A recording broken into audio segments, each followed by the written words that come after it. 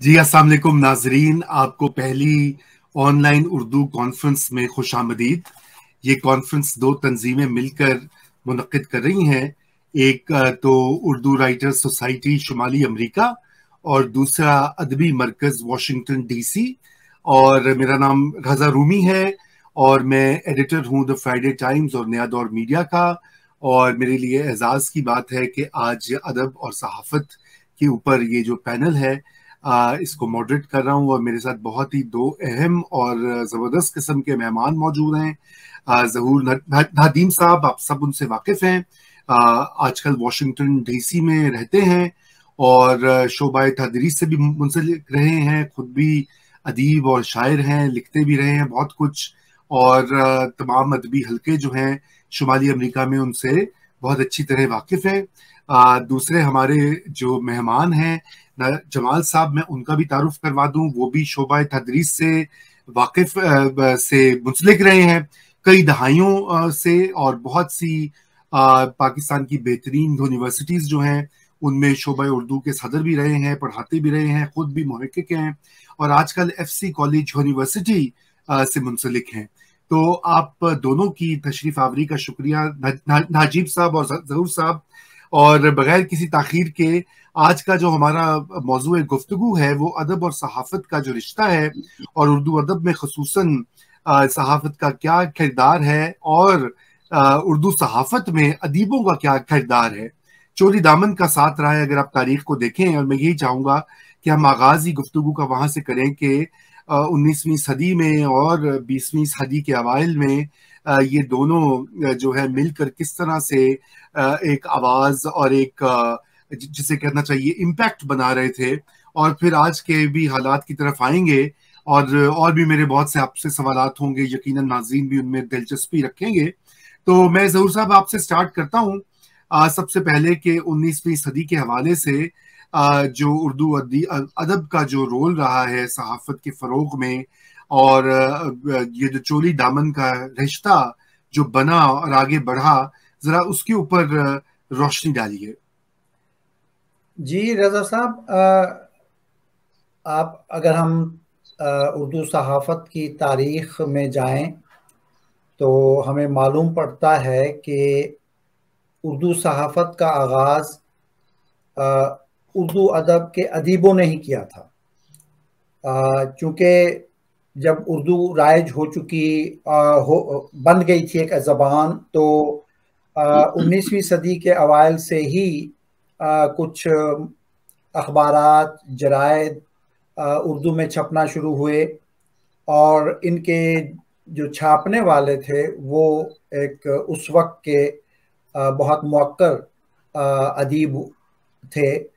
البتہ یہ ایک سوال ضرور ہے محققین کی اس میں کہ اردو اخبارات کا اجرا کب ہوا، پہلا اخبار کون تھا؟ تو ہم اس بحث میں الجھے بغیر اگر ہم جائزہ لیں تو معلوم اخبار دنیا کی تاریخ میں ہمیں سب سے پہلے 1836 میں ایک اخبار کا حوالہ ملتا ہے جس کا نام دہلی تھا، اور اسے باقر دہلوی صاحب نے شروع کیا تھا، جو 1857 تک جاری ہوتا رہا۔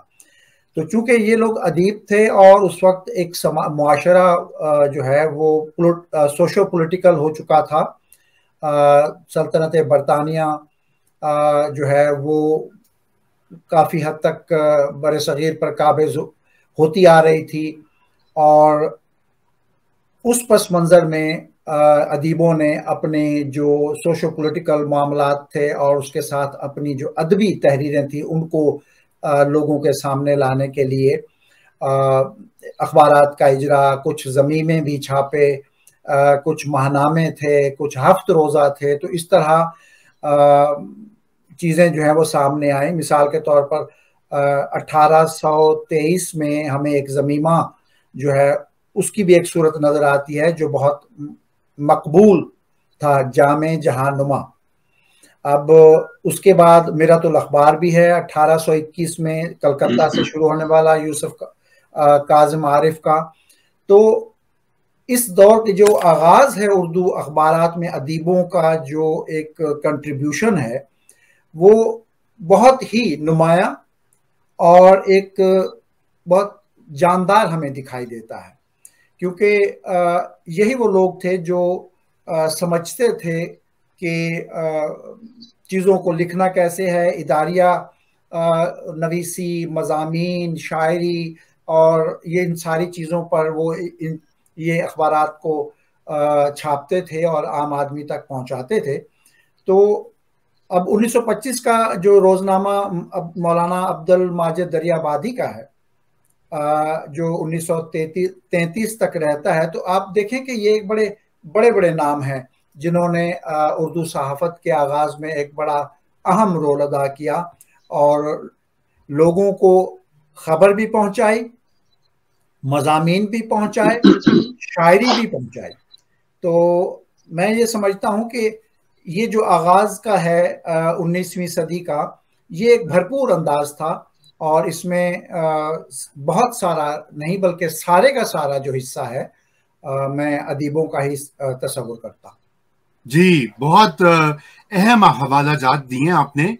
नजीब साहब, आपसे भी मेरा यही सवाल होगा, जो इन्होंने दिल्ली का जिक्र किया, जहांनुमा का जिक्र किया, तो ये बताइए, ये जो तहरीकें जो थी, क्योंकि ये जाहिरी बात है कि ये अदबी तहरीकें भी थी, ये सहाफती तहरीकें भी थी, और उनकी आपस में जो संगम और आमेजिश थी, उससे क्या जन्म पा रहा था, क्या तख्लीक हो रहा था? जाहिर बात है कुछ तो सियासी अवामिल का इन्होंने इशारा किया ज़हूर साहब ने, लेकिन जाहिर अदबी हवाले से भी ये बड़ी अहम एक फेज है उर्दू सहाफत और उर्दू अदब का। उस पर जरा अपनी आलिमाना राय दीजिए।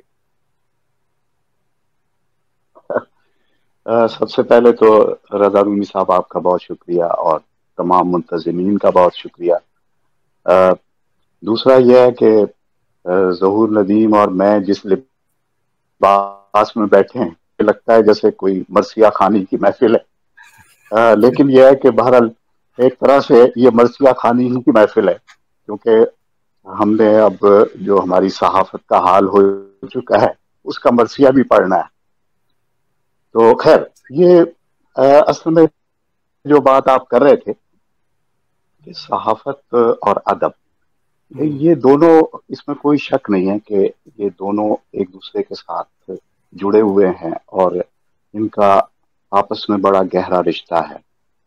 ख़ास तौर से हमारे यहाँ जो उर्दू सहाफत शुरू हुई है उसमें अदीबों का बहुत ही बड़ा किरदार, बड़ा नुमाया किरदार रहा है। जैसे अभी ज़हूर ने दिल्ली उर्दू अखबार का जिक्र किया, तो ये अखबार ऐसा था जिसके मालिक मौलवी मोहम्मद बाकर, उन्होंने इस अखबार के लिए बाकायदा प्रेस उर्दू कॉलेज से खरीदा था, दिल्ली उर्दू कॉलेज से, और बाकायदा ये अखबार जो है उनके प्रेस से शाया होता था और इसकी एक बड़ी अच्छी सर्कुलेशन थी इस अखबार की। वजह उसकी ये थी कि ये लगभग 1857 से कुछ पहले जो दौर है, ये दौर जो है ये खासा एक तरह से अफरा तफरी या परेशानी का दौर भी था, और इसको आप दूसरे लफ्जों में जवाल का दौर कह सकते हैं। तो इसलिए इस दौर की जो अलामात हैं और वाक़यात हैं वो सारे इस अखबार के अंदर मौजूद थे। बल्कि उनको जब फांसी दी गई है तो उसके पीछे तो खैर वो जो टेलर थे, मिस्टर टेलर, जो दिल्ली उर्दू कॉलेज के प्रिंसिपल थे, उनकी जान वो बचा ना पाए, तो इस वजह से उन पर एक इल्ज़ाम आया। लेकिन इसका एक और रूबी ये था कि वो अखबार, उसमें जो खबरें शाया होती थी या जो तजज़िये किए जाते थे वो भी अंग्रेज़ों को उस वक्त पसंद नहीं थे। चुनांचे एक स्पीडी ट्रायल के जरिए से उनको फांसी दी गई। और यही वो दौर है जब गालिब खतूत लिख रहे थे, और उन खतूत के अंदर हम ये देख रहे थे कि वो बता रहे थे हमें कि एक मनादी वाला आता है सुबह दोपहर शाम, और वो आकर ये बताता है कि सुबह या दोपहर को कितने लोगों को फांसी दी गई। तो ये ऐसी एक सूरत हाल थी जिसमें ये दिल्ली اردو اخبار جو. پھر اسی طرح سے 1847 میں سید الاخبار جو سر سید احمد خان کے بھائی کا اخبار تھا، مگر سر سید احمد خان اس سے وابستہ تھے. اس کے بعد کی جو صورتحال ہے، اس صورتحال میں نمایاں ترین نام ہے جو ہماری صحافت ہے اس میں سر سید ہی کا نظر آتا ہے. جیسے مثلاً سائنٹیفک سوسائٹی گزٹ ہے، تو اس میں سائنس کے بارے میں ہمیں پہلی مرتبہ اندازہ ہوتا ہے کہ سائنس کتنی ضروری ہے اور کتنی ناگزیر ہے، کیونکہ ہمارے ہاں تو صرف مدرسے کی تعلیم تھی، لوگ سائنس کے نام سے ہی واقف نہیں تھے. تو اس لیے، اور یہ دور ایسا تھا کہ اس دور میں انگریزوں کی وجہ سے یہاں بہت سی ایسی چیزیں ہمیں دکھائی دے رہی تھی، جیسے الیکٹریسٹی تھی، یا جیسے ٹیلی فون، ٹیلی گراف یا سٹیمر چل رہے تھے، اور سڑکیں بن رہی تھی، ریلوے لائن بچھائی جا رہی تھی. تو یہ ساری چیزیں جو ہیں یہ ایک طرح سے یہاں کے جو لوگ تھے ان کو بڑی حیرت سے دیکھ رہے تھے. اس لیے سر سید کو اس بات کی ضرورت محسوس ہوئی تھی. دوسرا ان کا بڑا کارنامہ ہے وہ تہذیب الاخلاق ہے.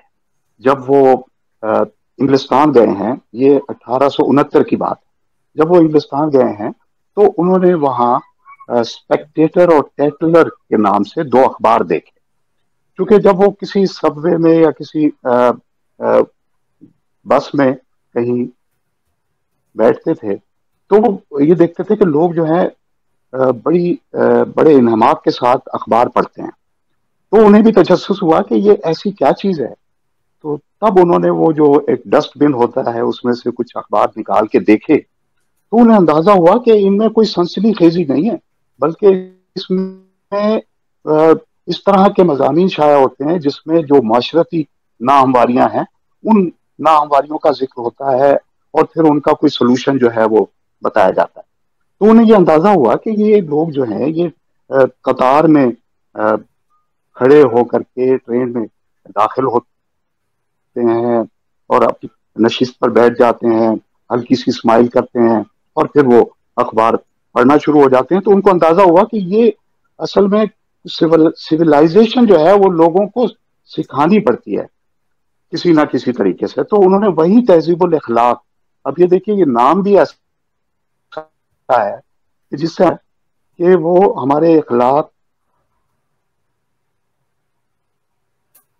تو اس طرح سے وہ تہذیب الاخلاق کا انہوں نے وہی بلاک بنوایا اور پھر اس کے بعد وہ یہاں سے جاری ہوا علی گڑھ سے.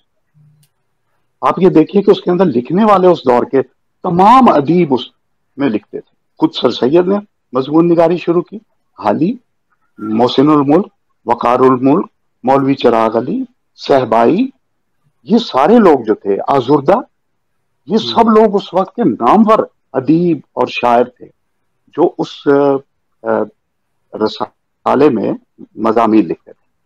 پھر اس کے بعد ہمیں اسی کے پیرالل ایک اور رو نظر آتی ہے جو لکھنؤ میں ہے، جہاں اودھ اخبار اور اودھ پنچ. تو اودھ اخبار جو ہے وہ ہم سب جانتے ہیں کہ اس میں پنڈت رتن ناتھ سرشار کا ناول جو ہے فسانہ آزاد وہ شائع ہوا اور مسلسل شائع ہوتا تھا، اور اس کی جو جیسے آپ کہہ لیجئے کہ ریٹنگ اس دور میں اس ناول کی وجہ سے تھی. لیکن اس دور کا ایک بہت اہم اخبار جو تھا وہ اودھ پنچ تھا. منشی سجاد حسین اس کو نکالتے تھے. اس میں زیادہ طرفت سے کام لیا جاتا تھا، یعنی نثر اور نظم دونوں میں ظرافت جو ہے اس کو پیش نظر رکھا جاتا تھا. اس اخبار کے جو نمائندہ لکھنے والے تھے وہ اکبر الہ آبادی تھے. اب میں وہ اصل بات کرنا چاہتا ہوں جو آپ کہہ رہے تھے کہ اس دور میں ایسی کیا بات ہے جو بہت نمایاں ہو کر سامنے آتی. وہ چیز ہے قدیم اور جدید کا تضاد یا قدیم اور جدید کا تصادم. یہ اس دور کی ایک خاص بات ہے، کیونکہ جو لوگ قدیم وضع پر قائم تھے وہ جدید ہر طرز کو برا سمجھتے تھے. تو اس طرح سے آپ دیکھ لیجئے کہ سر سید جو ہیں اس دور میں جدید طرز کے نمائندہ سمجھے جاتے ہیں، اور یہ جو اودھ پنچ اکبر الہ آبادی جو ہیں یہ قدیم طرز کے تو میں آپ کو ایک قطع سناتا ہوں چھوٹا سا اکبر الہ آبادی کا، جو اسی اودھ پنچ اخبار میں شائع ہوا تھا. اس سے ہمیں ماحول اور صورت حال کو سمجھنے میں آسانی ہوگی. وہ کہتے ہیں کہ قدیم وضع پہ قائم رہوں اگر اکبر، تو صاف کہتے ہیں سید یہ رنگ ہے میلا، اور جدید طرز اگر اختیار کرتا ہوں تو اپنی قوم مچاتی ہے شور واویلا.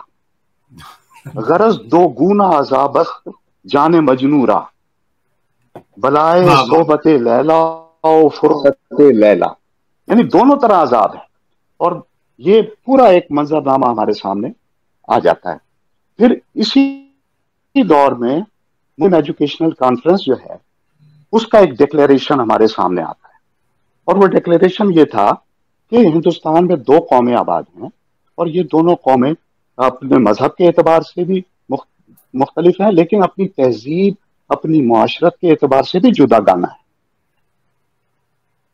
اور ان کم و بیش 700-800 سال ایک ساتھ رہنے کے باوجود ان میں کوئی ہم آہنگی پیدا نہیں ہو سکی. اور اب مسئلہ زبان کا آ گیا ہے، کیونکہ وہاں بنارس کے ہندوؤں نے جو تحریک چلائی اس میں ان کا کہنا یہ تھا کہ یہ اردو جو ہے یہ زبان ہے مسلمانوں، اور غالباً اس کی وجہ وہ سکرپٹ تھا یا کچھ الفاظ تھے جو عربی فارسی سے اردو میں آ رہے تھے. بلکہ اس زمانے میں تو انگریزی کے الفاظ جو ہیں خود سر سید احمد خان نے جیسے سویلائزیشن کا لفظ ہے، وہ انہوں نے اس طرح کے بہت سے الفاظ انہوں نے اردو میں استعمال کرنا شروع کر دی. تو یہ جو دور ہے اس میں ہم یہ دیکھتے ہیں کہ ایک بالکل دو ہمیں متوازی طور پہ دو فکر کے دھارے نظر آتے، اور یہی وہ دور ہے جب 1884 میں کانگریس بنی، ایک سیاسی جماعت یہاں یعنی یہاں کے لوگوں کی سیاسی جماعت تھی، اور اس میں ہندو بھی شامل تھے، مسلم بھی شامل تھے، خود قائد اعظم بھی شروع میں کانگریس میں شامل رہے. تو یہ ایک اس طرح سے ایک دھارا جو ہے وہ چلتا ہوا ہمیں آگے نظر آتا ہے. اور پھر یہ ایک سیاست کا ایک چلن جو ہے وہ شروع ہوتا ہے، اور جو ہمارے اخبار ہیں ان اخبارات میں وہ جو برطانوی سامراج کے خلاف ایک نفرت یا ایک مزاحمت کا جو رویہ لوگوں کے دلوں میں تھا، تو وہ اخبارات کے اندر اب ہمیں نظر آنے لگتا ہے بڑے واضح طور پہ. مثلاً حسرت موہانی کو دیکھ لیجئے، اردو معلیٰ، پہلے تو وہ شاعروں کے انتخاب شائع کرتے تھے، لیکن رفتہ رفتہ اس میں سیاسی مضامین شائع ہونا شروع ہوئے، بڑے باغیانہ مضامین جس پر وہ گرفتار ہوئے. اسی طرح سے مولانا ظفر علی خان زمیندار اخبار جو تھا ایک مرتبہ ضبط ہوا. الہلال مولانا ابوالکلام آزاد کا کئی مرتبہ ضبط ہوا. اسی طرح مولانا محمد علی جوہر کہ وہ انہوں نے انگریزی کا اخبار بھی نکالا، اردو کا ہمدرد بھی نکالتے تھے، اور کامریڈ انگریزی کا اخبار. تو یہ جو اب صحافت ہمیں ڈراتی ہے، یہاں ہمیں پتہ چلتا ہے کہ صحافت جو ہے وہ کس طرح سے ہمارے دنوں کو، ہماری شبوں کو، ہمارے حال کو تبدیل کر سکتی ہے، ہمارے مزاج، ہمارے ذہنوں کو بنا سکتی ہے. اور حقیقت یہ ہے کہ میں یہ سمجھتا ہوں کہ یہ چار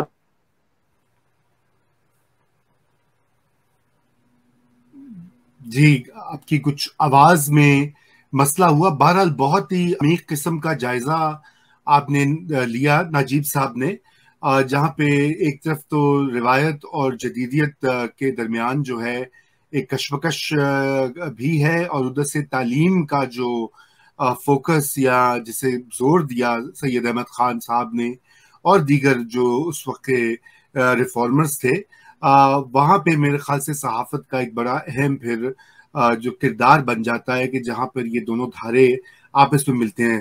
ظہور صاحب میں آپ کی طرف بڑھتا ہوں، اور یہ ہم نے اس کا تو جائزہ لیا کہ یہ کس طرح سے یہ پوری تحریک جو ہے آگے بڑھی 20ویں صدی کے اوائل میں. پھر یہ مزید اس میں جان پیدا ہوتی ہے. ایک تو نوآبادیاتی دور کے خلاف جو ایک سٹرگل تھی، وہ ہمیں ترقی پسند ادب جو ہے یا ترقی پسند تحریک ہے اس میں دکھائی دیتی ہے. اس میں بہت سارے لکھنے والے جو تھے وہ بھی صحافت سے وابستہ رہے. تو ذرا کچھ اس کا بھی جائزہ بتائیے، اور دیگر جو اس وقت چیزیں ہو رہی تھی ان کا بھی ذکر کیجیے۔ جی رضا بھائی، جیسے ڈاکٹر صاحب فرما رہے تھے، میں ہلکا سا ایک ریفرنس اس حوالے سے دوں گا۔ جیسے 1857 کے حالات و واقعات کے حوالے سے اودھ پنچ اور سر سید کے آپس میں یہ جو ایک دو نقطہ فکر تھے، یہ ساتھ ساتھ بھی چل رہے تھے اور مخالف بھی چل رہے تھے۔ یعنی ایک احتجاج تھا، ایک پروٹیسٹ تھا ایک طرف سے، اور دوسری طرف سے تہذیب الاخلاق جیسے رسالے جو ہیں، یا وہ ایک ہمواری کی صورت پیدا کر رہے تھے برطانیہ کے ساتھ، تاکہ مسلمان جو ہے وہ آگے بڑھ سکیں۔ ایک احتجاج کا رویہ جو ہے اس کو ختم ہونا چاہیے۔ تو وہ جو ایک 1857 کے بعد ایک جو فکر تھی انگلستان کی حکومت کے خلاف، ایک رویہ جو ابھر رہا تھا، اور ساتھ ساتھ پھر دو قومی نظریے کے حوالے سے بھی جو باتیں آگے بڑھ رہی تھیں، انہوں نے 20ویں صدی کے آغاز میں ایک بہت مضبوط جو ہے وہ اپنا ایک اثر بنا لیا تھا۔ مثال کے طور پر جیسے ڈاکٹر صاحب کہہ رہے تھے مولانا ظفر علی خان کا زمیندار، آپ اس میں دیکھیں کہ مولانا صاحب کا جو صحافیانہ کردار ہے یا ادیبانہ کردار ہے، وہ بڑا جارح قسم کا ہے سلطنت برطانیہ کے خلاف، اور نئی جو جدتیں تھیں جن پر سر سید کام کرنا چاہ رہے تھے یا چاہتے تھے، ان کے خلاف۔ اور اسی زمانے میں ابوالکلام آزاد کا 1912 کا الہلال دیکھ لیجئے، مولانا خود بہت بڑے عالم تھے، اور ان کی 1912 میں اس کا اجرا ہوا تھا۔ پھر حسن نظامی کا منادی بھی تھا 1909 میں۔ لیکن جب ہم 20ویں صدی میں تھوڑا اور آگے بڑھتے ہیں تو ہمیں 1917 کے روسی انقلاب کے بعد پیرس میں جب ایک اجتماع ہوا تھا بین الاقوامی، جس کو the World Congress of the Writer for the Defense of Culture کے نام سے، اور جس میں ہندوستان سے صرف 2 لوگ مدعو کیے گئے تھے۔ اس میں ایک سجاد ظہیر تھے اور ملک راج آنند تھے۔ تو پھر واپسی پر ہندوستان میں آپ دیکھتے ہیں کہ ترقی پسند تحریک کا باقاعدہ آغاز تو لندن میں ہی ہو چکا تھا، وہاں پر باقاعدہ ایک تنظیم بنائی گئی، پھر اس میں بہت سارے لوگ شامل ہوتے ہیں، ڈاکٹر گھوش شامل ہوتے ہیں، ڈاکٹر ایم ڈی تاثیر، سلمان تاثیر کے والد، وہ شامل ہوتے ہیں، اور ترقی پسند تحریک میں ملک راج آنند کو جو ہے وہ صدر چنا جاتا ہے۔ تو جب یہ تحریک کے اثرات یا اس کی سوچ یا فکر جو ہے جب بر صغیر میں پہنچتی ہے، تو یہاں پر بہت بڑے نام تھے اردو ادب میں۔ مثال کے طور پر جوش تھے، پریم چند تھے، ڈاکٹر عابد حسین تھے، اور فراق گورکھپوری، قاضی عبدالغفار، یہ وہ لوگ تھے جو ساتھ شامل ہوئے، اور ایک نئی فکر کا آغاز ہوا جس میں جو سائنٹیفک سوچ کے حوالے سے تھا، جو روایت سے بغاوت کے طور پر تھا، اس پر افسانے بھی لکھے گئے، اس پر مضامین بھی لکھے گئے۔ تو یہ ایک جدت جو ہے وہ ہمیں پھر نظر آتی ہے اس وقت کے اخبارات میں، کیونکہ یہ لوگ پاپولر لوگ تھے، مشہور تھے، اپنا نام بنا چکے تھے، تو اور کسی نہ کسی طریقے سے صحافت سے بھی وابستہ تھے یہ لوگ۔ تو انہوں نے ایک نئی آہنگ اور نیا ایک ترنگ جو ہے وہ اردو صحافت میں پیدا کیا۔ تو میں سمجھتا ہوں کہ 20ویں صدی کا جو یہ شروع کے جو 30-40 برس ہیں، اس میں اردو صحافت کو ایک خاص طور پر فکری ڈائریکشن جو اور فکری جہت جو عطا کی ترقی پسندی کے حوالے سے، وہ ان لوگوں نے دی جن کا میں نے ابھی تذکرہ کیا۔ لیکن اس کے مقابل میں سعادت منٹو بھی تھے، وہ بھی کسی سے کم نہیں تھے، ان کا تعلق بھی اردو افسانے سے تھا، اور کالم سے تھا، اخباری دنیا سے روز کا ایک کالم لکھتے تھے، جس کی عوض ان کو मुआवजा मिलता था या एक बोतल मिलती थी, वो भी किससे रकम है। तो मंटो साहब तो मेरे ख्याल से ये जो हम अभी गुफ्तगू कर रहे हैं उसकी एक शानदार मिसाल है कि वो उनका जरिया माश भी था, उनका शौक भी था, उनकी तख्लीकी सलाहियतों का मजहर भी था। जी, मंटो साहब का जो तख्लीकी अमल है वो एक जारहाना और जो समाज से टकराव का है, और वो अपने उन मसाइल को उजागर करते हैं जो उस वक्त लोग आम लफ्जों में बयान नहीं कर पाते थे। तो मैं समझता हूं कि तरक्की पसंद तहरीक का एक बहुत बड़ा नाम अफसाना निगारी में, और जैसा मैंने जिक्र किया सज्जाद ज़हीर का ताल्लुक अखबारी दुनिया से भी था और एक बहुत बड़े अदीब भी थे।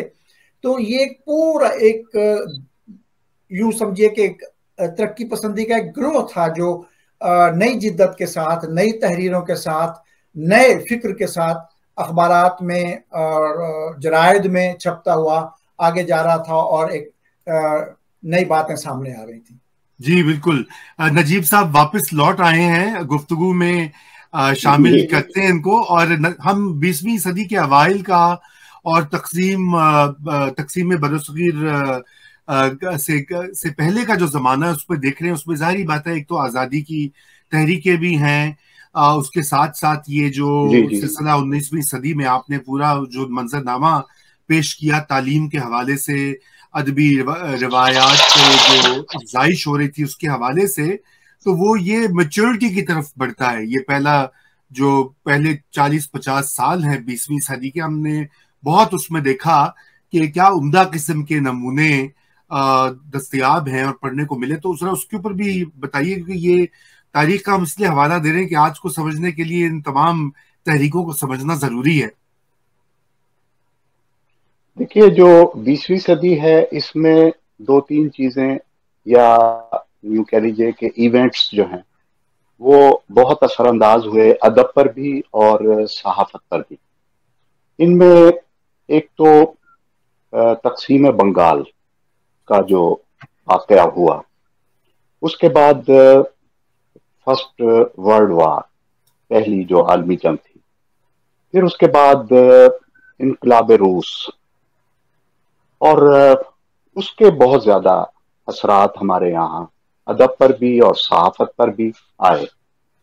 तो आप ये देखिए कि जो अंगारे के नाम से किताब शाया हुई थी अफसानों की, वो बैन कर दी गई थी। और उसके बाद हमें बहुत से ऐसे मजमूए नजर आते हैं अदब में कि जो बिल्कुल उसी अंदाज के, यानी जैसे अंगारे का नाम था, इसी तरह शोले और इसी तरह से शोला पारे या इस तरह के नाम जो हैं वो हमें अक्सर अफसानवी मजमूओं के उस जमाने में नजर आते हैं। और फिर ये जो रवैया हमें एक तरह से नजर आता है, ये एक तो मज़ाहमत का रवैया है और दूसरा ये है कि जो एक तबकाती एक फर्क है या जो एक कशमकश कह लीजिए, उसके बड़े असरात जो हैं वो जो रूस में कम्युनिज्म आ रहा था उसके बड़े असरात जो हैं वो हमें अपने अदब में भी नजर आते हैं। और आप देखेंगे कि मंटो जैसा आदमी भी वो रूस के जो नॉवेल हैं और उनके जो अफसाने हैं उनका वो तर्जुमा करता हुआ हमें नजर आ रहा है। इसी जमाने में बारी अलीग जो मंटो के बहुत करीब थे, दोस्तों में शामिल थे, कंपनी की हुकूमत, बड़ी मशहूर उनकी किताब है, तो वो भी उनके यहाँ भी हमें सहाफत में एक तरह का जो है तरक्की पसंदाना रवैया जो है वो हमें नजर आ रहा है। तो हमें अब पूरी एक खेप नजर आती है अदब में भी और सहाफत में। अगर हम चीदा नाम लें तो उनमें आप देखेंगे कि फैज साहब जो शायर भी थे और बाद में प्रोग्रेसिव पेपर लिमिटेड से वो वाबस्ता भी रहे, अब तो उसका नाम भी शायद लोग ना जानते हो। और इसी तरह से आप देखिए कि अहमद अदीम कासमी वो, और हमारे दौर में अभी हमें मसूद अशर। तो आप देखिए कि एक पूरे आपको एक सिलसिला जो है وہ نظر آتا ہے. اور پاکستان ٹائم یا یہ جو ہمارا امروز اخبار، جی کیونکہ بروز، میں زیادہ تر ملتان میں رہا ہوں، تو اس زمانے میں یعنی 60 یا 70 کے بالکل شروع میں مسعود اشر ملتان آ گئے، اور امروز اتنے جاہو جلال سے وہاں نکلتا تھا. تو آپ یقین کیجئے کہ امروز، لاہور امروز جو ہے وہ نہیں پڑھا جاتا تھا، بہت دور دور تک جاتا تھا امروز اخبار.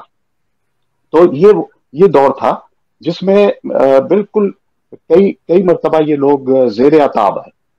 فیض صاحب ہیں اور خود مسعود اشر ہیں، یہ اس سے نکالے گئے تھے، باقاعدہ اخبار سے نکالے گئے تھے. ایک زمانے میں ضیاء الحق سے ان کی بڑی دوستی تھی، پھر ضیاء الحق ان سے ناراض ہو گئے. تو یہ ساری چیزیں جو ہیں، یہ نوکری سے برخاست ہونے کی سزا کے طور پہ یہ لوگ سب جھیلتے رہے ہیں. مگر یہ کہ ایک رویہ جو ہے مستقل طور پر ہمیں ترقی پسندی کا، وہ ہمیں نظر آتا ہے، باوجود اس کے کہ پیرالل طور پہ ہمیں نوائے وقت بھی نظر آتا ہے، کہ جس کی ایک بالکل مخصوص ایک لائن ہے، اور وہ جو دائیں بازو کی جو طبقہ ہے، اس طبقے کو وہ بہت سپورٹ کرتے ہیں، حکومتوں کو سپورٹ کرتا ہے. تو یہ پیرالل ہمیں رویے نظر آتے ہیں، لیکن ترقی پسندی کہیں بھی ہمیں دبتی ہوئی نظر نہیں آتی، کہیں ہمیں کمتر ہوتی ہوئی نظر نہیں آتی. رویے بڑے واضح ہیں، اور وہ رویے ہمیں لوگوں کی زندگی میں نظر آتے، ان کے صحیح، لوگوں کے رویوں میں وہ نظر آتے ہیں. تو یعنی ایک کی وہ جو سر سید کا ہم ذکر کر رہے تھے کہ انہوں نے تہذیب الاخلاق کی طرف توجہ دی، تو یہ جو صحافی تھے، ان لوگوں نے ہماری تربیت جو ہے وہ ذہنی تربیت کی ہماری. اس میں منو بھائی کا نام رہ گیا تھا، بہت بڑا نام ہے. تو یہ ایک پورا دور ہمیں جو ہے وہ ترقی پسندی کا نظر آتا ہے، اور یہ شروع ہوتا ہے 1930 سے، اور یہ چلتا ہے یعنی یوں سمجھ لیجئے کہ ضیاء الحق کے دور تک. درست، یہ ہمیں بڑا واضح طور پہ یہ ہمیں دکھائی دیتا ہے، اور رویے اور زندگی کا چلن بالکل. ہم باقاعدہ. اب دیکھیے یہ چینل اور یہ میڈیا اور یہ سوشل میڈیا، یہ تو اب کی باتیں ہیں نا، لیکن اس زمانے میں چند اخبار تھے، مگر وہ چند اخبار جو ہیں وہ ذہن سازی کرتے تھے، اور ان کے مخصوص پڑھنے والے تھے ان اخبارات کے. مثلا مجھے یاد ہے کہ میں امروز کے علاوہ کوئی اخبار نہیں پڑھتا تھا ایک زمانے. تو اس کی وجہ تھی کہ اس میں جو لکھنے والے لوگ تھے، اب اس طرح سے نہیں تھا کہ ایک اخبار میں ہر مزاج کے لوگ جو ہیں وہ لکھ رہے ہیں. تو ایک بالکل، چوچو کا مربع جو ہے وہ ہمیں نظر آتا ہے، کوئی اب اس طرح کا نہیں تھا. بالکل ایک آپ کو واضح طور پہ ایک ڈائریکشن آپ کو نظر آتی تھی. اور حقیقت یہ ہے کہ یہ لوگ جو تھے، یہ سارے ادیب تھے، جو ذہن سازی کرتے، جن کی تحریریں پڑھ کے لطف آتا تھا، بالکل، جن کے بالکل. کالم پڑھ کے لطف آتا تھا. اداریے بھی بہت ادبی ہوتے تھے، اور ان کی زبان جو ہے ان کو پڑھ کر بھروسہ ہوتا تھا. مگر شاید وہ چیزیں جو ہیں رفتہ رفتہ جو ہیں وہ ختم ہوتی گئی یا کم ہوتی گئی. اس کی بھی وجوہات ہیں، وہ ہم ڈسکس کریں گے ابھی. تو جی نہیں، وہ آپ آج اس کا کو تو پھر آپ آگے نے ذکر بڑھائیے چھیڑ بات ہی کو. دیا. آج کے حوالے سے ظاہری بات ہے، صحافت کا جی معیار تو وہ نہیں رہا جو کہ جس کا ابھی آپ ذکر کرتے ہیں، امروز کا ذکر کر رہے تھے، پاکستان ٹائمز ایک زمانے کا، فیض صاحب جس کے مدیر رہے کتنے سال، وہ جی تو آج جی کے جی حالات تو بالکل. یکسر بدل گئے. اور یہ ذرا آج کی 21ویں صدی کا بھی تذکرہ ہو جائے. میں ظہور صاحب آپ سے یہ پوچھتا ہوں کہ آج یہ جو رشتہ ہے ادب اور صحافت کا جس کی ہم بات کر رہے ہیں، وہ آج کہاں کھڑا ہے؟ کیا وہ یہ روایات جو ہیں فراموش کر دی گئی ہیں، یا اس میں حالات بدل گئے ہیں، یا اس پائے کے صحافی ہی نہیں جن کا ادب سے لینا دینا ہی کوئی نہیں؟ رضا صاحب، یہ عرض کرنے سے پہلے میں تھوڑا سا ایک مزاحمتی ادب کا ریفرنس دوں گا تاکہ ہمیں آج کی بات سمجھنے میں تھوڑی سی آسانی ہو جائے گی. دیکھیے پاکستان بننے کے بعد جب ایوب خان کا مارشل لا آتا ہے تو لکھنے لکھانے پر پابندیاں عائد ہوتی ہیں, جبر ہوتا ہے, تو لوگوں نے استعاروں اور تشبیہیں اور چیزیں استعمال کرنا شروع کر دی, تو ایک مزاحمتی ادب تخلیق ہوا. جب بات آگے بڑھتی ہے تو پھر جنرل ضیاء کا دور آتا ہے, تو باقاعدہ طور پر اس زمانے میں بے شمار لکھنے والوں نے سزائیں بھی برداشت کی, جیلیں بھی سہیں اور مزاحمتی ادب بھی لکھا. اور اس مزاحمتی ادب میں ایک جو نوجوان نسل تھی اس کو بے حد متاثر کیا اور ایک شعور بخشا. یعنی ہم اس وقت طالب علم ہوتے تھے, اور مجھے یاد ہے جیسے ڈاکٹر صاحب نے ذکر کیا امروز کا, تو میں اسکول کے زمانے سے اس کو پڑھتا آ رہا ہوں, اور میرا سب سے جو پسندیدہ کالم ہوتا تھا وہ منو بھائی کا ہوتا تھا. تو جہاں جہاں منو بھائی جاتے رہے ہم اپنا اخبار بدلتے رہے. تو ایسی بات ہے. یہ پھر وہ چیزیں کچھ جو ہے ضیاء الحق کے بعد وہ چیزیں تھوڑی سی مدھم پڑیں, کیونکہ کچھ سیاسی جو ہے اس میں حرکت پذیری آئی, گو کے درمیان میں حالات بگڑے بھی. تو موجودہ صورتحال میں جب ہم پہنچتے ہیں تو اس میں بھی کوئی ایسی میں نہیں دیکھتا کہ کچھ کوئی زیادہ مایوسی والی بات رہی ہے. مثال کے طور پر ابھی انہیں زیادہ عرصہ نہیں گزرا کہ ہمارے اخبار نویسیوں میں محمود شام بھی شامل رہے ہیں اور منو بھائی بھی شامل رہے ہیں اور بے شمار بہت بڑے لکھنے والے شامل رہے ہیں. لیکن جب سے یہ سوشل میڈیا کا دور آیا ہے, جب سے جو ایک کمرشلزم کا دور آیا ہے اخبارات میں خاص طور پر اور ٹیلی ویژن پر, تو پھر میرا خیال ہے اخبار والوں کو اور ٹی وی والوں کو ان فکری طور پر مضبوط ادیبوں اور شاعروں کی ضرورت شاید نہیں رہی اس طرح. اب میں آپ کو مثال دیتا ہوں, کیونکہ یہ لوگ تربیت یافتہ ہوتے تھے, اردو زبان پر ان کی جو ہے وہ خاصی ان کا مطالعہ اور ان کی گرفت موجود ہوتی تھی. اب میں آپ کو ایک واقعہ سناتا ہوں کہ ایک بین الاقوامی سطح کا ایک ریڈیو کا ادارہ, میں نام نہیں لینا چاہوں گا, ان کی ایک پروڈیوسر نے ایک بین الاقوامی سطح کے امریکی ایک سکالر سے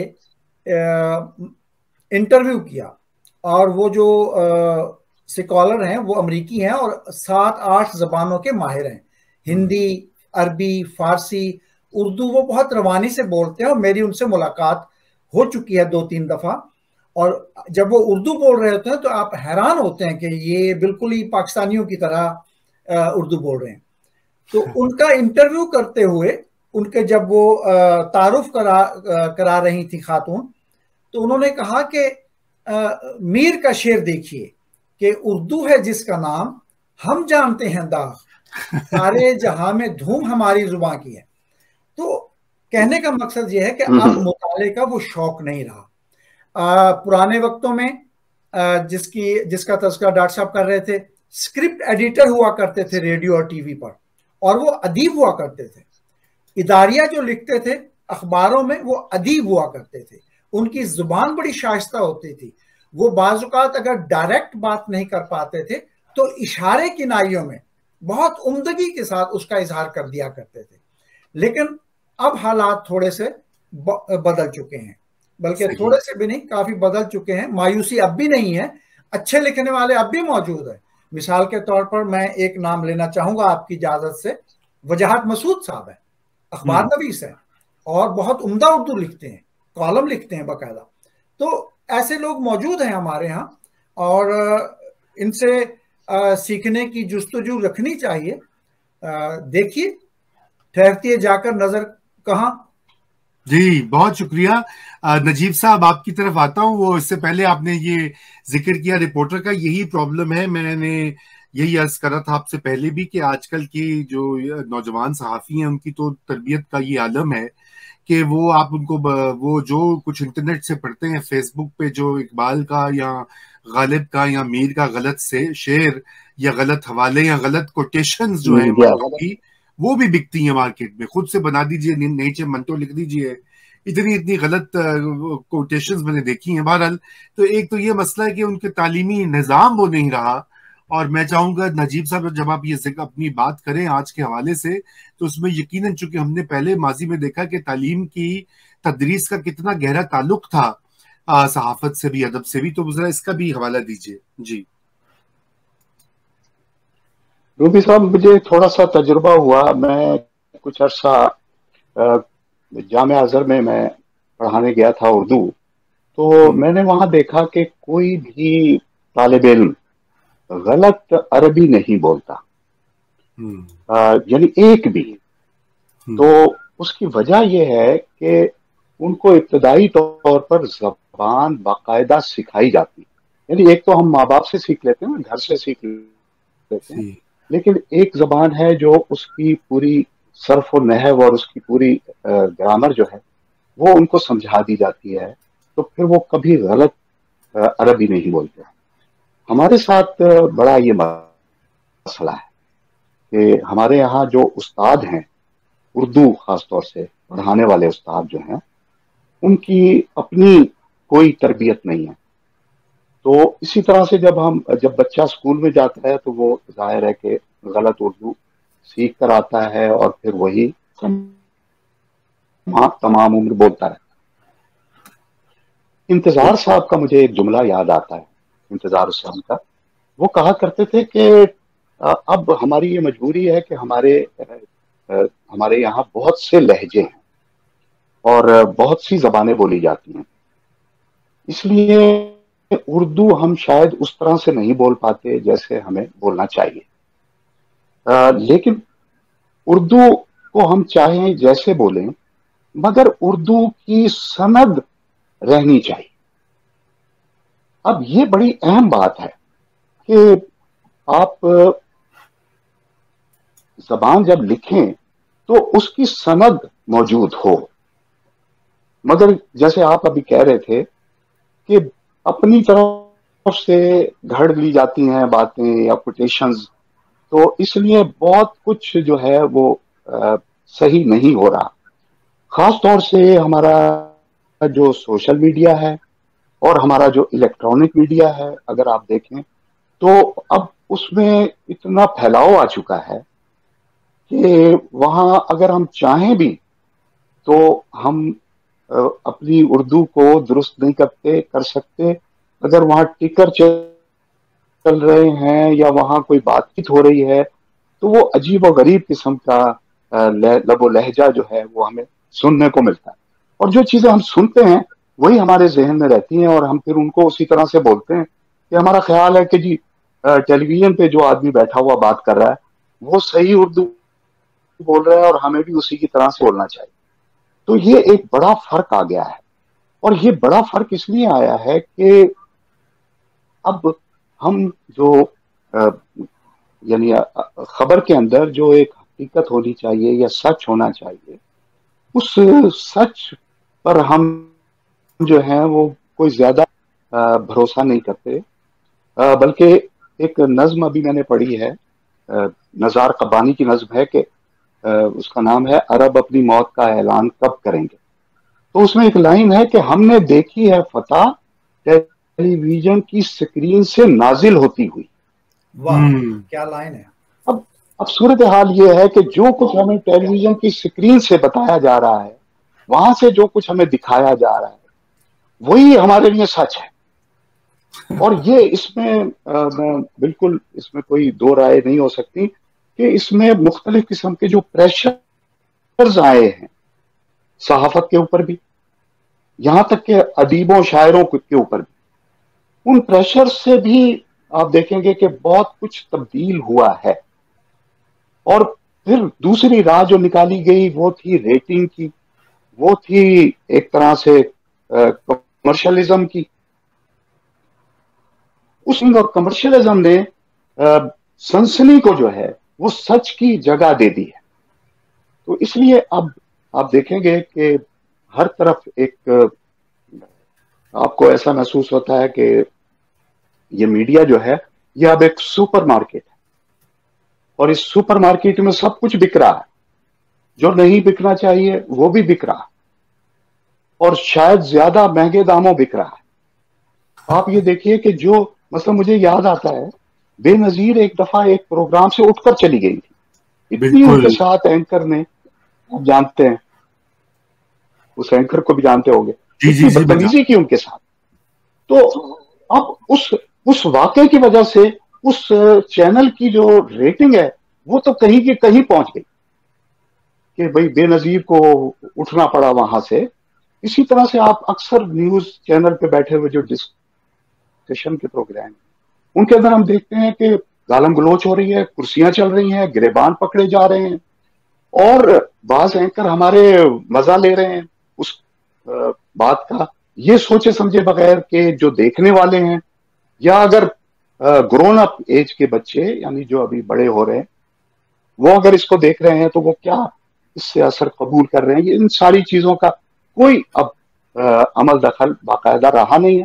اور ہم یہ چاہتے ہیں کہ جو اگر ہماری ریٹنگ زیادہ آئے گی تو ہمارے جو اشتہار ہیں ان کے ریٹ بڑھے، تو اس لیے وہ زیادہ سے زیادہ اس طرف ہم جا رہے ہیں۔ میرا تو خیال یہ ہے کہ دیکھیے بہت کم اس میں شاید خرچ ہو، ہم اینکرز کو 20-20 لاکھ، پتہ نہیں، میں تو سنتا ہوں اتنے پیسے ملتے ہیں، شاید اس سے بھی زیادہ۔ بھائی ہم یہ ادیب اور شاعر بہت سارے بے روزگار بھی پھر رہے ہیں، ان کو ہی اگر ہم رکھ لیں یا یار وہ ہمارے ٹکر ہی درست کر دیں، ہماری کچھ زبان ہی درست کر دیں، کہیں کوئی تلفظ ہی ہمیں سمجھا دیں یا بتا دیں، چاہے پروگرام کے بعد ہی بتائیں کہ بھائی آپ ذرا یہ لفظ اس طرح بول لیجئے، تو یہ دیکھیے کہ کتنا فرق پڑ سکتا ہے۔ ایک تو یعنی بہت کم خرچ پہ ملازمتیں لوگوں کو مل جائیں گی، اتنا خرچ نہیں ہوگا۔ بہت سارے لوگوں کو میں جانتا ہوں، شاعروں ادیبوں کو، کہ بالکل بے روزگار ہیں، اور کوئی نہ کوئی ہم وسیلہ ڈھونڈتے ہیں ان کی مدد کرنے کا، کبھی اکیڈمی آف لیٹر سے ان کے کوئی وظیفے وغیرہ بنوا دیتے ہیں کچھ۔ تو یہ ساری چیزیں جو ہے یہ کمرشلزم کے نام پہ ہو رہی، اب اس کو ہم روک تو نہیں سکتے، نہیں، یہ تو اس میں کوئی شک نہیں ہے کہ اس کو روکا نہیں جا سکتا، چونکہ یہ ایک سیلاب ہے یا سونامی ہے، لیکن اس پر کہیں نہ کہیں بند باندھا جا سکتا ہے، کہیں نہ کہیں کچھ ایسا بندوبست ہے کہ لوگ وہاں 2-4 ایسے موجود ہوں جو کم از کم بتائیں یا سکھائیں، یا اور کچھ نہیں تو جو لکھا ہوا آتا ہے اس کی زبان درست کر دیں۔ وہ ایسے ایسے تماشے اس میں ہوتے ہیں۔ ابھی ایک صاحب تھے، وہ شاعر بھی ہیں، میں حیران ہوں، وہ غالب کا شعر غلط پڑھ رہے، تو یہ صورتحال ہے۔ اس کو اب لیکن بہرحال کوئی ایسی مایوسی کی بات نہیں ہے۔ دیکھیے بہت لوگ ہیں جو بہت اچھا کام کر رہے ہیں، لکھ رہے ہیں، بہت اچھا لکھ رہے ہیں۔ ایشور ناہید ابھی لکھ رہی ہیں، جی لکھ رہی ہیں، بالکل، اور ماشاءاللہ۔ لطف آتا ہے جب وہ لکھتی ہیں۔ انگریزی میں کئی نام ہیں، جیسے حارث ہے، بہت اچھا لکھتا ہے، رؤف پاریکھ ہیں، وہ بڑا یعنی لکھتے ہیں، شاندار ادبی حوالے سے میں بات کر رہا ہوں۔ تو بہت لوگ ہیں، امجد اسلام امجد بھی صاحب کالم لکھ رہے ہیں، قاسمی بھی کالم لکھتے ہیں، اصغر ندیم جی لکھ رہے ہیں، اصغر ندیم بھی لکھتے رہے ہیں، جی اصغر ندیم جی بالکل، محمود شام باقاعدہ لکھ رہے ہیں۔ تو بہت سے لوگ ہیں جو جن کو پڑھ کر ابھی بھی لطف آتا ہے، اور ان کا باقاعدہ ایک سرکل ہے، ایک حلقہ ہے۔ آپ کا نیا دور میں اس لیے شوق سے دیکھتا ہوں کہ وہاں آپ بیٹھے ہیں، سولنگی صاحب بیٹھے ہوئے ہیں، تو خیال کرتے ہیں خبر کا بھی اور زبان کا بھی، کہ اچھی زبان بھی سننے کو ہمیں مل جاتی ہے۔ تو یہ مایوسی کی خیر اتنی فضا نہیں ہے، بہت اچھا لکھنے والے لوگ موجود ہیں، لیکن دیکھیں گے آپ یہی کہ جو بھی اچھا لکھ رہے ہیں ان کا ضرور ادب سے یا شاعری سے یا فکشن سے ان کا تعلق ہے، تو اس وجہ سے جو ہے ایک کوالٹی بھی ساتھ ساتھ موجود ہے۔ بالکل ہے، بالکل ہے۔ تو نجیب صاحب، ظہور صاحب، بہت شکریہ بہت سیر حاصل گفتگو رہی، اور میں سمجھتا ہوں کہ اتنی زیادہ تاریخ اور عصر حاضر کے جو یہ مسائل بھی ہیں اور تحریکیں بھی ہیں، ان کا احاطہ اتنے کم وقت میں کرنا یوں تو مشکل ہوتا ہے، لیکن آپ دونوں نے بہترین وہ کام کیا ہے. میں سمجھتا ہوں میں نے تو بہت کچھ سیکھا ہے. جو اس کانفرنس میں شرکت کر رہے ہیں، دیکھ رہے ہیں، وہ بھی بہت کچھ سیکھیں گے. تو ناظرین اجازت دیجیے، اور خدا کرے کہ یہ پہلی جو عالمی Urdu conference, on line Urdu conference جو ہے، یہ ہر سال منعقد ہو، تاکہ مزید اس طرح کے پینلز اور اس طرح کی گفتگو ہمیں سننے کو ملے. اس کے ساتھ ہی خدا حافظ. بہت شکریہ.